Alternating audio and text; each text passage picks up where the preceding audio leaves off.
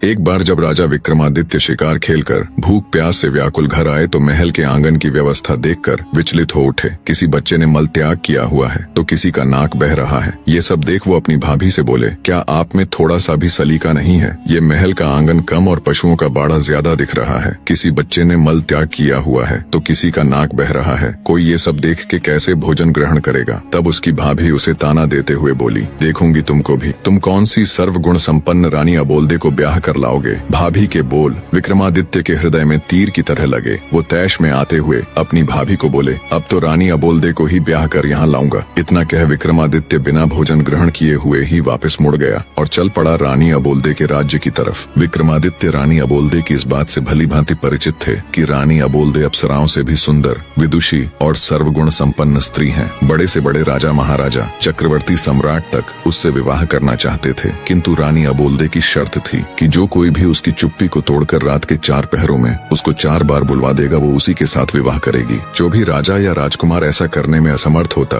उसे रानी की कैद में रहने की सजा हो जाती। अब तक कोई भी राजा या राजकुमार 4 बार तो क्या, 1 बार भी रानी को नहीं बुलवा सके थे। 111 राजा व राजकुमार रानी को बुलवाने का ये असफल प्रयास कर चुके थे, जो अब उनकी कैद में पड़े थे। रानी अबोल्दे ने अपने महल के सामने एक बड़ा ढोल रखवा रखा था। जो कोई भी राजा या राजकुमार रानी से विवाह करने का इच्छुक होता, उसे डंके की चोट मार उस ढोल को बजाकर आगाज करना होता था। राजा विक्रमादित्य ने चलते चलते एक योजना बनाई। उसके पास 4 ऐसे अदृश्य वीर थे जो उनके हर हुक्म को मानते थे। राजा विक्रमादित्य उन वीरों के साथ शाम होने से पहले ही रानी अबोल्दे के महल के सामने पहुंच गया और डंका उठा, जोर से ढोल पर दे मारा। ढोल की आवाज सुनकर रानी ने अपने सेवकों को आदेश दिया, ढोल बजाने वाले को आदर सहित अतिथि गृह में ले जाए और उचित सत्कार किया जाए। रात का पहला पहर शुरू होने से पहले ही रानी अबोल्दे 16 श्रृंगार कर अपने महल में पलंग पर बैठ गई और सेवकों को आदेश दिया कि राजा विक्रमादित्य को उनके समक्ष लाया जाए। राजा विक्रमादित्य सेवकों के आग्रह पर रानी अबोल्दे के महल में आ गए और अपनी योजना के अनुसार अपने 4 अदृश्य वीरों को उनके अति सूक्ष्म रूप में अलग अलग स्थानों पर बैठा दिया। एक को रानी के पलंग के पास, दूसरे को रानी के मटके के पास, तीसरे को रानी की खिड़की के पास और चौथे को रानी के हार के पास बैठा दिया और वो खुद भी रानी के समक्ष एक काठ की कुर्सी पर बैठ गए। उन्होंने रानी से बातचीत करने का प्रयास किया, पर रानी अबोल्दे ने कोई जवाब नहीं दिया। वो तो उनके सामने ऐसे बैठ गई जैसे कोई पत्थर की मूर्त हो। तब राजा विक्रमादित्य ने रानी के पलंग की तरफ देखते हुए कहा,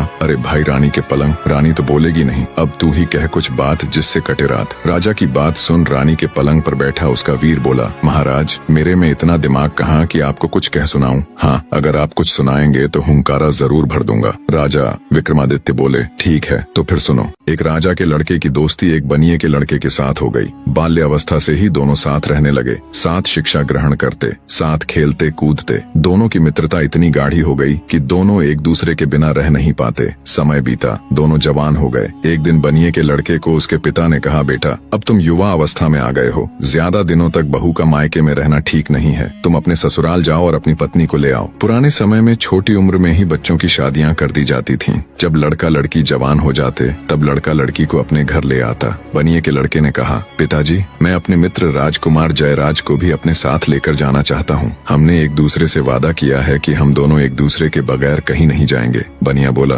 बेटा मुझे तो कोई परेशानी नहीं है, लेकिन ध्यान रखना तुम्हारी ससुराल में राजकुमार की आव भगत उसकी प्रतिष्ठा के अनुरूप ही हो। बनिए का लड़का चंद्रपाल अपने पिता से आज्ञा ले राजकुमार के साथ अपनी ससुराल की तरफ चल पड़ा, पर मन ही मन उसे पिता की कही हुई बात खाए जा रही थी कि राजकुमार की खातिरदारी उसकी प्रतिष्ठा के अनुरूप न हुई तो कहीं उसे बुरा न लग जाए। रास्ते में एक देवी का मंदिर पड़ता था। मान्यता थी कि वहाँ जो कोई कुछ भी मांगता उसकी मुराद पूरी हो जाती। बनिया और राजकुमार भी जब मंदिर के सामने पहुँचे तो वो भी मंदिर में देवी दर्शन के लिए चले गए। चंद्रपाल ने मन ही मन हाथ जोड़ देवी से प्रार्थना की, हे देवी मेरे लिए मेरे मित्र से बढ़कर कुछ भी नहीं है। मेरी ससुराल में उसकी आव भगत उसकी प्रतिष्ठा के अनुरूप ही हुई तो वापस लौटते समय मैं आपको अपना सिर भेंट कर दूंगा। दोनों चल पड़े और कुछ समय की यात्रा के बाद चंद्रपाल यानी बनिए के लड़के की ससुराल पहुंच गए। चंद्रपाल का ससुर अपने शहर का बहुत बड़ा जाना माना साहूकार था। उनके पास किसी चीज की कोई कमी नहीं थी। उन्होंने अपने दामाद और उसके मित्र की खूब अच्छे से खातिरदारी की और 15 दिनों तक उन्हें जाने नहीं दिया तथा बड़े मान सम्मान के साथ उनकी आवभगत की, जिससे चंद्रपाल और राजकुमार बहुत प्रभावित हुए। 16वें दिन चंद्रपाल के बहुत कहने पर उन्होंने बड़े आदर सत्कार सहित अपनी बेटी के साथ उनको विदा कर दिया। रास्ते में राजकुमार ने अपने मित्र के आगे उसके ससुराल वालों की बड़ी प्रशंसा की। चलते चलते जब वे देवी के मंदिर के सामने पहुंचे तो बनिए का लड़का अपनी पत्नी और मित्र को थोड़ी देर रुकने के लिए कह मंदिर के अंदर चला गया और अपनी प्रतिज्ञा अनुसार उसने अपना सिर काटकर देवी के चरणों में अर्पित कर दिया। जब बहुत देर तक वो नहीं आया तो राजकुमार जयराज उसे देखने के लिए मंदिर गया। उसका कटा हुआ सिर देखकर उसके पैरों नीचे से जमीन खिसक गई। सोचा अगर मित्र ही जिंदा नहीं रहा तो मैं जीकर क्या करूंगा। उसने भी अपना सिर कलम कर लिया। उधर जब नव विवाहिता चंद्रकला को बहुत देर इंतजार करते हो गई तो वो भी किसी अनहोनी की आशंका से मंदिर के अंदर गई। जब उसने वहाँ का नजारा देखा तो उसके होश उड़ गए। उसकी जोरदार चीख से वातावरण दहल उठा। रोते हुए वो देवी के सामने बोली, हे माँ, ये क्या अनर्थ हो गया। अपने पति के बिना मैं ससुराल जाकर क्या करूंगी। सब मुझे ही अभागन कह मेरे ऊपर लांछन लगाएंगे। अब मेरे जीने का भी कोई मतलब नहीं रह गया। जैसे ही उसने तलवार उठाई तभी देवी माँ प्रकट हुई और उसका हाथ पकड़ते हुए उसे ऐसा करने से रोक दिया। तब चंद्रकला बोली,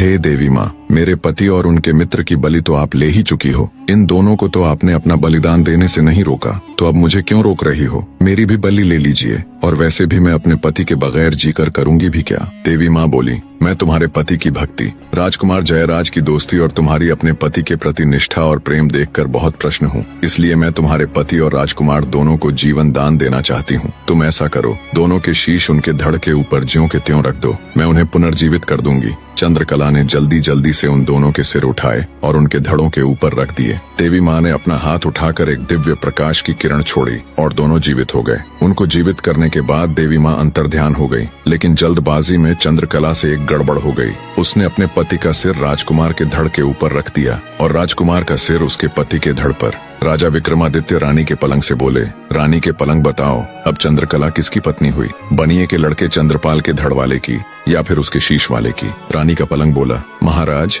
मेरे अंदर इतना दिमाग कहाँ कि मैं आपकी ये गुत्थी सुलझा पाऊं। मैं तो यहाँ पड़ा रहता हूँ एक तरफ। ना कभी रानी मुझे झड़काती है, न कभी बिछाती है। मेरे ऊपर तो धूल जमी रहती है। ये सुन रानी अबोलदे गुस्से से बोली, रे पलंग, तेरी ये मजाल। हर रोज तुझे अच्छे से झड़काऊं, हर रोज तेरे ऊपर नई चद्दर बिछाऊं। तू मुझसे तो कभी बात करता नहीं और परदेसियों के साथ तू मेरी झूठी बुराई करता। सुबह होने दे, तेरे 18 टूक न करवाए तो कहना। फिर रानी राजा विक्रमादित्य से बोली, आपके न्याय के बहुत चर्चे सुने हैं, आप ही बताओ चंद्रकला किसकी हुई।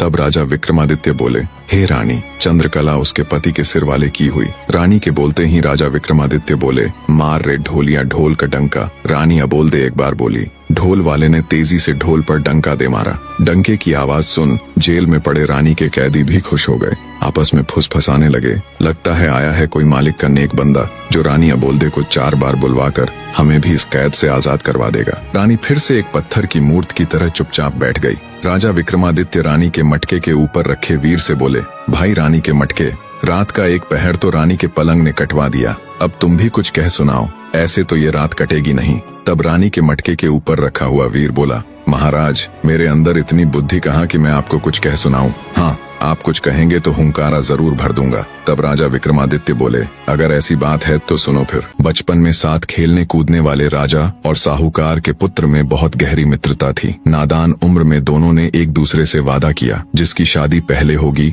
वो अपनी पत्नी को पहली ही रात दूसरे के पास भेजेगा। समय बीता, बात भी पुरानी हो गई, दोनों जवान हो गए। साहूकार ने अपने लड़के माधव का विवाह एक सुंदर, सुशील और सुयोग्य कन्या से कर दिया। सुहागरात वाली रात मोहिनी 16 श्रृंगार कर सुहाग सेज पर बैठी अपने पति का इंतजार कर रही थी। थोड़ी देर बाद उसका पति माधव मुंह लटकाए कमरे में आया और चुपचाप बैठ गया। पति को ऐसे मुंह लटकाए देख मोहिनी समझ गई जरूर कुछ बात है। बोली, क्या बात है नाथ, क्या आप मुझसे नाराज हैं? क्या मैं आपको पसंद नहीं हूँ? माधव बोला, नहीं प्रिय, ऐसी कोई बात नहीं है। मोहिनी बोली, फिर क्या बात है? क्या मेरे घर वालों ने लेन देन में कुछ कमी छोड़ दी या आपके परिवार वालों की अच्छे से आवभगत नहीं की? माधव बोला, नहीं नहीं, वो बात भी नहीं है। नव विवाहिता मोहिनी बोली, फिर ऐसी क्या बात है जो आप मुझे बताने में झिझक रहे हैं? मैंने आपसे विवाह किया है, मैं आपकी अर्धांगिनी हूँ, आपका सुख दुख अब मेरा भी है, इसलिए आप मुझे अपने मन की बात बता सकते हैं। सकुचाते हुए माधव धीरे से बोला, लड़कपन की नादानी में मैंने अपने मित्र राजकुंवर हर्षवर्धन को एक वचन दिया था जिसे मैं ना तो तोड़ सकता हूँ और ना ही निभा सकता हूँ। मोहिनी बोली कि ऐसा क्या वचन दिया है आपने, आप मुझे बता सकते हैं? माधव ने कहा कि वचन ही कुछ ऐसा है जिसे मैं तुम्हें बताने में भी झिझक रहा हूँ। मोहिनी बोली कि कैसा भी वचन हो आप मुझे निसंकोच बताइए, मैं मैं भी आपका वचन निभाने में आपका पूरा साथ दूंगी। यदि इसके लिए मुझे अपनी जान भी देनी पड़े तो मैं हंसते हंसते दे दूंगी। माधव बोला कि हम दोनों मित्रों ने एक दूसरे को वचन दिया था कि जिसकी भी शादी पहले होगी वह अपनी सुहाग रात वाले दिन अपनी पत्नी को अपने मित्र के पास भेजेगा। अब यदि मैं वचन को तोड़ता हूँ तो दोस्त के साथ दगा होगा और निभाता हूँ तो तुम्हारी लाज जाती है, जिसको बचाने का मैंने तुम्हें वचन दिया है। मोहिनी सारी बात सुन कुछ देर सोच में पड़ गई, फिर बोली कि हे नाथ, आप किसी बात की चिंता मत कीजिए, आप बस मुझे आज्ञा दीजिए, मैं आपका वचन भी निभा लूंगी और अपना धर्म भी बचा लूंगी। अपनी पत्नी मोहिनी की बात से माधव के मन का बोझ कुछ हल्का हुआ। उसने मोहिनी को राजकुमार हर्षवर्धन के पास जाने की आज्ञा दे दी। मोहिनी 16 श्रृंगार किए हुए छम छम पायल बजाती राजकुंवर हर्षवर्धन के महल की तरफ चल पड़ी। रास्ते में कुछ चोर घात लगाए बैठे थे। जब उन्होंने गहनों से लदी हुई औरत आती दिखाई दी तो उनकी आंखें चमक उठीं। उन्होंने लूटने के इरादे से मोहिनी को रोक लिया और उसे धमकाते हुए बोले,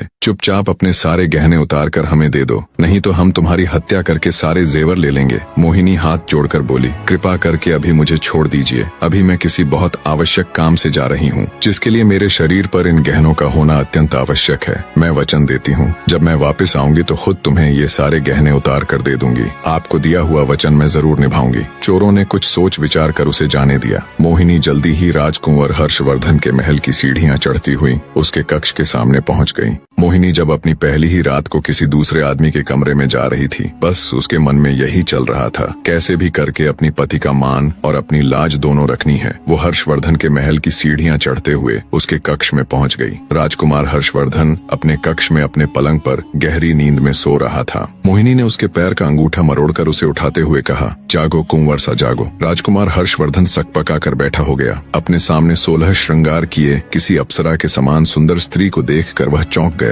लगा जैसे कोई सपना देख रहा हो। आंखों को बार बार मला तो देखा, ये सपना नहीं बल्कि हकीकत है। सच में एक सुंदर नार उसके सामने खड़ी है। उसने बड़ी विनम्रता से पूछा, हे देवी, आप कौन हैं और कहां से आई हो? इस तरह रात्रि के इस वक्त मेरे शयन कक्ष में आने का आपका प्रयोजन क्या है? तब मोहिनी ने कहा, मैं आपके मित्र माधव की नव विवाहिता पत्नी मोहिनी हूँ और उनका दिया वचन निभाने आई हूँ। हर्षवर्धन बोला, वचन? कैसा वचन? मोहिनी बोली, आपके और आपके मित्र के मध्य लड़कपन में यह तय हुआ था कि जिसकी शादी पहले होगी वह सुहागरात वाले दिन अपनी पत्नी को अपने मित्र के पास भेजेगा। बस उसी वचन को निभाने के लिए आपके मित्र माधव की आज्ञा से मैं यहाँ आपके पास आई हूँ। सब सुन राजकुमार हर्षवर्धन एक बार के लिए तो बिल्कुल सन्न रह गया। जब ध्यान किया तो सब याद कर वो बहुत शर्मिंदा हुआ। उसने हाथ जोड़कर कहा, हे देवी, मुझे माफ कर दीजिए। वो तो हमने नादानी में एक दूसरे से वादा कर दिया था। यह कोई वचन नहीं बल्कि हमारी बचपन की नादानी थी। मेरे मित्र की पत्नी तो मेरी भाभी हुई और भाभी तो माँ या बहन के समान होती है। मैं अपने बचपन की नादानी पर बहुत शर्मिंदा हूँ। मैं आज से ही आपको अपनी धर्म की बहन बनाता हूँ। इतना कहकर राजकुंवर हर्षवर्धन ने मोहिनी को चुनरी और हीरे मोतियों से भरा हुआ थाल देकर उसी समय विदा कर दिया। मोहिनी वापस अपने घर की तरफ चल पड़ी। रास्ते में वही चोर उसका इंतजार कर रहे थे। उसकी पायल की आवाज सुनकर वे रुक गए कि कहीं वह अपने साथ सिपाहियों को तो नहीं लेकर आई है। जब उन्हें इस बात की तसल्ली हो गई कि वह अकेली ही है तो उन्होंने आपस में चर्चा करते हुए कहा, अरे भाई, यह औरत तो सच में अपने वचन की पक्की है। इतने में मोहिनी उनके पास पहुंच गई। उसने राजकुमार हर्षवर्धन का दिया हीरे मोतियों का थाल भी उन्हें देते हुए कहा कि यह भी रख लीजिए, ये भी आपके भाग्य में ही था। रुकिए, मैं अभी अपने सारे गहने उतार कर आपको देती हूँ। इतना कहकर वह अपने गहने उतारने लगी। चोरों के आश्चर्य की सीमा नहीं थी। उन्होंने उसे रोकते हुए कहा, जरा रुको, पहले तुम हमें यह बताओ कि तुम कहाँ गई थी और यह हीरे मोतियों से भरा हुआ थाल तुम्हें कहाँ से मिला? तब मोहिनी ने उनको अपनी पूरी कहानी विस्तार से बताई। सारी बात सुनने के पश्चात चोरों ने हाथ जोड़ते हुए कहा, हे देवी, आप धन्य हैं जो अपनी लाज की चिंता न करके अपने पति का मान बचाने के लिए इतना बड़ा कदम उठाया। आप जैसी चरित्रवान स्त्री को तो हम भी अपनी बहन बनाना चाहते हैं। क्या आप हम जैसे पापियों को अपने भाई के रूप में स्वीकार करने का सम्मान देंगी? मोहिनी की स्वीकृति मिलने पर चोरों ने उसे हीरे जवाहरात से भरा हुआ थाल वापस कर दिया और साथ में लूटा हुआ धन भी दे दिया तथा सम्मान पूर्वक उसे उसके घर तक पहुंचा दिया। इतनी कहानी कहकर राजा विक्रमादित्य रानी के मटके से बोले, बताओ रानी के मटके किसका त्याग बड़ा है, चोरों का या राजकुमार हर्षवर्धन का? मटके के ऊपर रखा हुआ वीर बोला, महाराज, मेरे अंदर इतनी बुद्धि कहाँ कि मैं आपको ये बता सकूं किसका त्याग बड़ा या छोटा है। मैं तो एक साधारण सा मटका हूँ जो ऐसे ही किसी कोने में पड़ा रहता है। न तो मुझसे कोई पानी पीता है, न कोई सफाई करता है और न ही कोई मेरा नीर बदलता है। तो महाराज मुझे माफ करे, मैं आपकी ये पहेली नहीं सुलझा पाऊंगा। मटके की बात सुन रानी अबोलदे गुस्से से तिलमिला उठी और बोली, रे मटके, तेरी ये मजाल, हर रोज तेरी सफाई करूं, हर रोज तेरा नीर बदलूं, तू मुझसे तो कभी बात करता नहीं, और परदेसियों के साथ तू मेरी झूठी बुराई करता है। सुबह होने दे, तेरे 18 टूक ना करवाए तो कहना। फिर रानी राजा विक्रमादित्य से बोली, आपके तो न्याय के बहुत चर्चे सुने हैं, आप ही बताओ किसका त्याग बड़ा है। विक्रमादित्य बोले, हे रानी, राजकुमार हर्षवर्धन तो एक राजा के पुत्र थे। उनके पास किसी चीज की कमी नहीं थी, ना धन की ना औरत की। एक थाल देने से उसका भला क्या कम होगा। पर चोरों ने न केवल मोहिनी को लूटने से छोड़ दिया, बल्कि साथ साथ अपना लूटा हुआ सर्वस्व धन भी उसे दे दिया। तो चोरों का त्याग राजकुमार हर्षवर्धन से बड़ा था। राजा विक्रमादित्य की बात से पूरी तरह सहमत हो रानी एक बार फिर से सतर्क होकर बैठ गई। राजा विक्रमादित्य ने मुस्कुराते हुए कहा, मार रे ढोलिया ढोल को डंका। रानी अबोल दे दूसरी बार बोली। ढोल वाले ने तेजी से ढोल पर डंका दे मारा। रात के दूसरे पहर में दूसरी बार डंके की आवाज सुन जेल में पड़े रानी के कैदियों की खुशी का कोई ठिकाना नहीं था।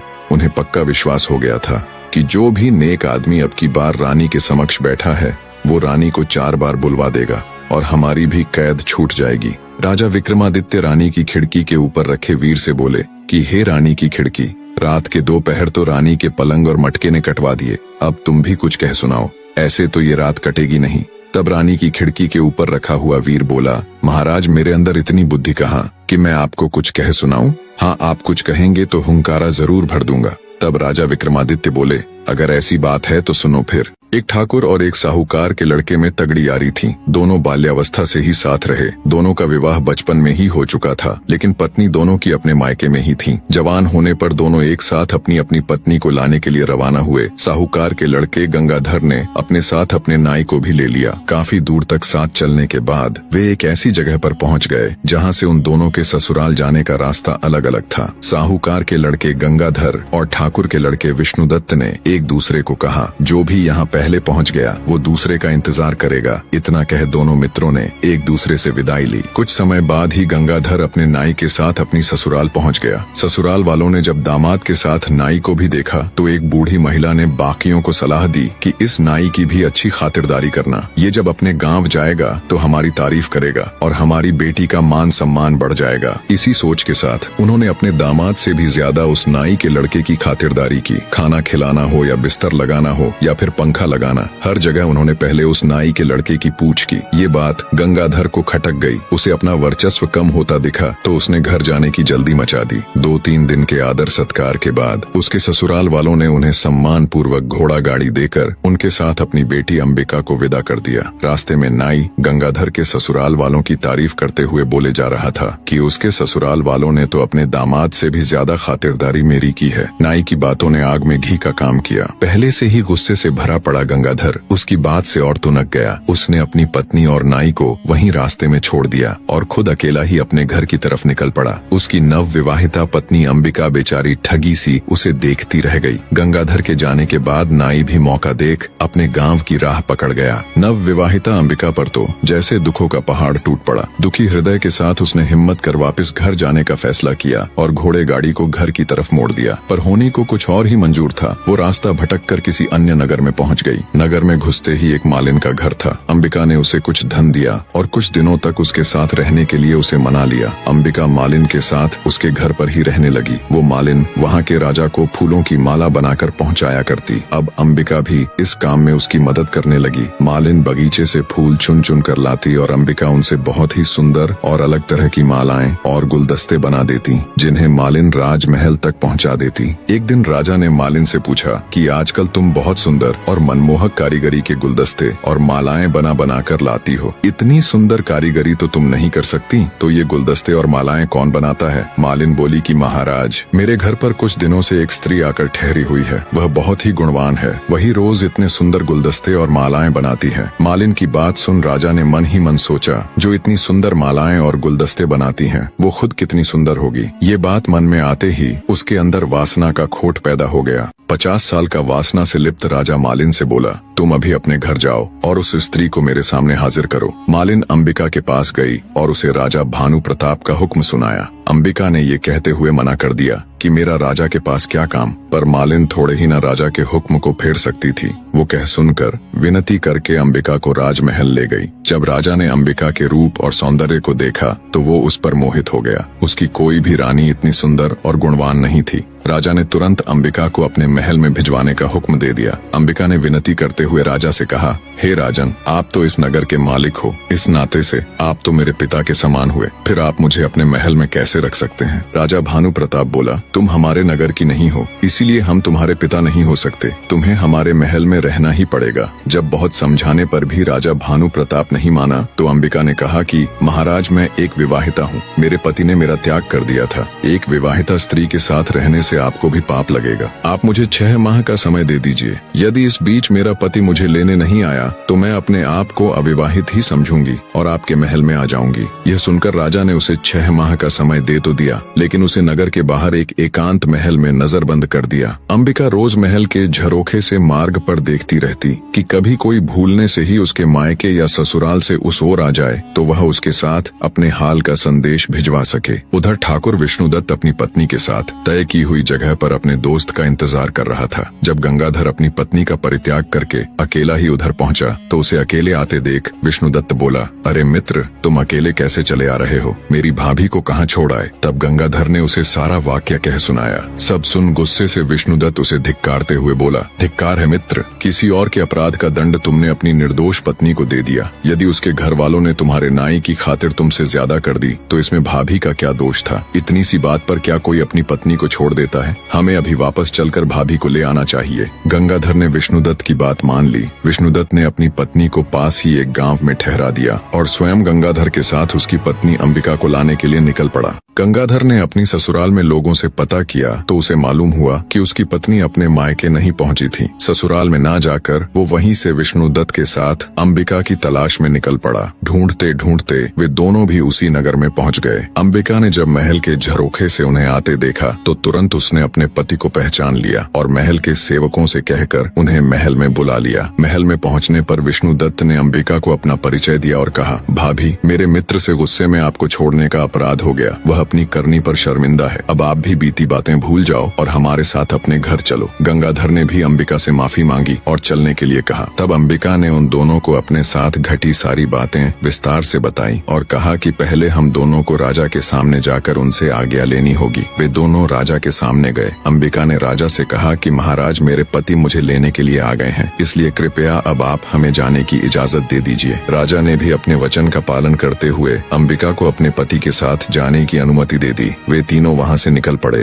रास्ते में काशीनाथ ने अपनी पत्नी गौरी को भी अपने साथ ले लिया और सभी अपने नगर में आ सुख से रहने लगे। इतनी कहानी कह राजा विक्रमादित्य ने अपनी खिड़की में बैठे वीर से कहा, हे रानी की खिड़की, बताओ गंगाधर और अंबिका में से कौन ज्यादा महान था? खिड़की में बैठा वीर बोला, हे महाराज, मेरे ऊपर तो पता नहीं कितने सालों की धूल जमी हुई है, न मेरी कभी सफाई होती न कभी रंग पुताई। मेरे अंदर इतनी बुद्धि कहाँ कि मैं आपको ये बता सकूं कौन ज्यादा महान है और कौन कम। खिड़की में बैठे वीर की बात सुन रानी अबोलदे एक बार फिर से खुद पर काबू ना कर सकी और तमा कर बोली, रे खिड़की, तेरी ये मजाल, हर रोज तेरी सफाई करवाऊं, हर 6 माह में तेरे ऊपर नई रंग पुताई करवाऊं। मेरे साथ तो तूने कभी बात की नहीं और परदेसियों के सामने तू मेरी झूठी बुराई करती। सुबह होने दे, तेरे 18 टूक ना करवाए तो कहना। फिर राजा विक्रमादित्य से बोली, राजा, ये बताना कौन सा कठिन काम है कि कौन महान है? इसमें गंगाधर की तो कोई महानता थी ही नहीं, उसने तो अपनी निर्दोष पत्नी को त्याग दिया था। महानता तो अंबिका की थी, उसके पास रानी बनने का पूरा मौका था, लेकिन फिर भी वह अपने पतिव्रत धर्म पर अडिग रही और उसने अपना धर्म नहीं छोड़ा।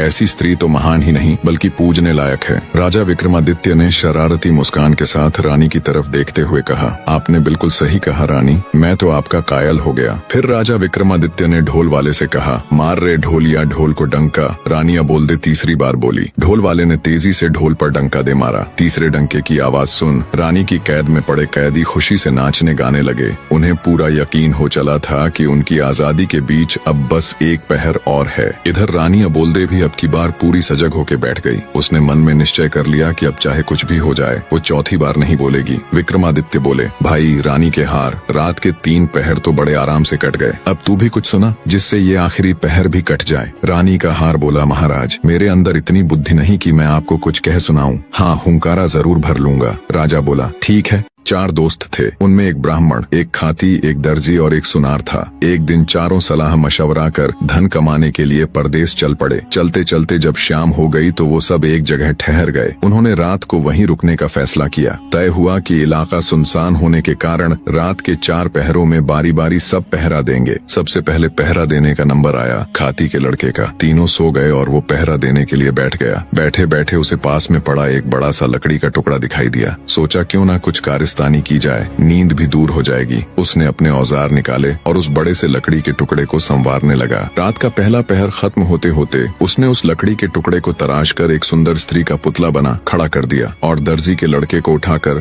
खुद सो गया। जब दर्जी का लड़का बैठकर पहरेदारी करने लगा तभी उसे प्रतीत हुआ कि सामने कोई खड़ा हुआ है। पास जाकर देखा तो एक काठ का पुतला है। पुतले को देख मन ही मन खुद से कहा, क्या खूब कारीगरी की है खाती के लड़के ने, पर मैं भी किसी से कम नहीं। उसने भी अपने सामान से वस्त्र और सुई धागा निकाला और लग गया। रात का दूसरा पहर खत्म होते होते उसने एक सुंदर सी वेशभूषा बनाकर उस स्त्री के पुतले को वो पोशाक और चूड़ियां पहना दी। अब पहरेदारी की बारी थी सुनार के लड़के की, तो वो उसे जगाकर सो गया। नींद तोड़ने के लिए सुनार ने ठंडे पानी से मुंह धोया और बैठकर पहरेदारी करने लग गया। तभी उसकी नजर सामने खड़ी स्त्री पर गई तो वो भौंचक कर रह गया। सोचा इतनी रात जंगल में स्त्री कहाँ से आई। उसने उसे आवाज दी पर कोई उत्तर नहीं मिला। जिज्ञासावश उठकर पास गया तो देखा वो कोई स्त्री नहीं बल्कि एक पुतला है। सुनार को समझते देर न लगी कि ये खाती और दर्जी की करामात है। खुद से कहा, मैं भी किसी से कम नहीं। उसने भी अपने औजार निकाले और लग गया। तीसरा पहर खत्म होते होते उसने उस पुतले को सुंदर सुंदर आभूषण बनाकर पहना दिए। अब बारी थी ब्राह्मण के लड़के की, तो सुनार उसको जगाकर सो गया। अब जब ब्राह्मण पहरेदारी करने लगा तो उसकी भी नजर उस पुतले पर गई। वो भी सोच में पड़ गया, इतनी रात को इस जंगल बियाबान में ये नारी कहाँ से आई। वो भी उस स्त्री रूपी पुतले के पास जाकर उसे देखने लगा। सब समझते उसे भी देर न लगी। मन ही मन बोला, वाह क्या खूब कारीगरी की है सबने,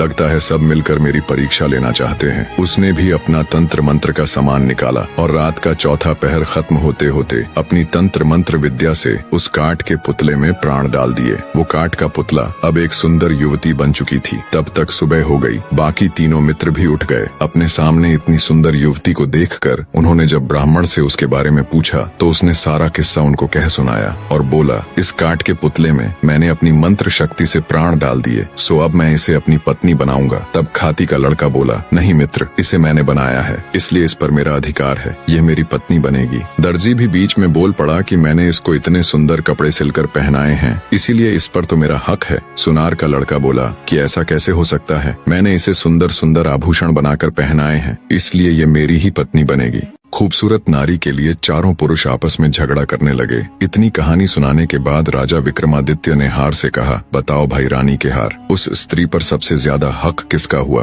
रानी के हार के ऊपर बैठा हुआ वीर बोला, महाराज मैं तो रानी का एक तुच्छ सा हार हूँ, जिसे रानी ने मन किया तो पहन लिया, नहीं तो फेंक दिया। मेरे अंदर इतनी बुद्धि नहीं कि मैं आपको ये बता सकूं कि उस युवती पर किसका हक ज्यादा है। हार पर बैठे वीर की बात सुन रानी अबोल्दे को गुस्सा तो बहुत आया, पर वो अपने गुस्से को पी गई और कुछ भी न बोली। जब विक्रमादित्य ने देखा कि रानी तो कुछ बोली ही नहीं और रात का चौथा पहर खत्म होने में बस कुछ ही समय बाकी है, कुछ सोचते हुए वे बोले, सुनो रानी के हार, उस युवती पर सबसे ज्यादा हक उस ब्राह्मण के लड़के का है, जिसने उस पुतले में प्राण डालकर उसे जीवित किया। राजा की बात सुन रानी के हार पर बैठा वीर तुरंत बोल पड़ा, क्या बात है राजन, क्या खूब न्याय किया है, आपकी तो जय जयकार होनी चाहिए। हार में बैठा वीर बोला, बोलो राजा विक्रमादित्य की जय। बाकी के तीनों वीर भी राजा विक्रमादित्य की जय जयकार करने लगे। राजा विक्रमादित्य की जय, वाह क्या न्याय किया है। इतना सुनते ही गुस्से को दबाए बैठी रानी अबोल्दे फट पड़ी और बोली, इस गलत न्याय पर कैसी जय जयकार।